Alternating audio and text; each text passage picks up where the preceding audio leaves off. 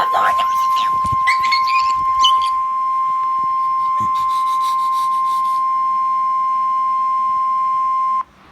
the National Weather Service Office at Brookhaven National Laboratory in Upton, New York.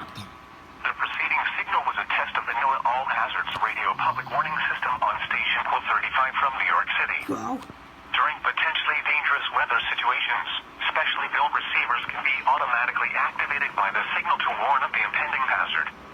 Tests of the signal and receiver performance are normally conducted by the National Weather Service at 11 a.m. each Wednesday.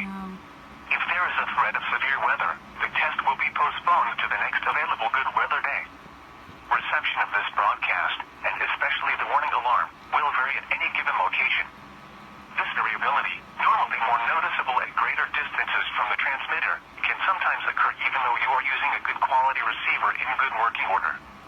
To provide the most consistent and dependable warning service possible, the warning alarm will be activated for hazardous watches and warnings for the following counties in southeast New York: Bronx, Kings, Nassau, New York, Orange, Putnam, Queens, Richmond, Rockland, Suffolk, and Westchester. In northern and central New Jersey: Bergen, Essex, Hudson, Hunterdon, Middlesex, Monmouth, Morris, Passaic, Somerset, Sussex, Union, and Warren.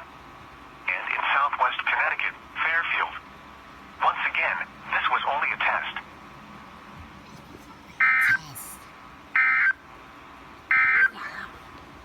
Here is the extended forecast. I'm using the website. Saturday.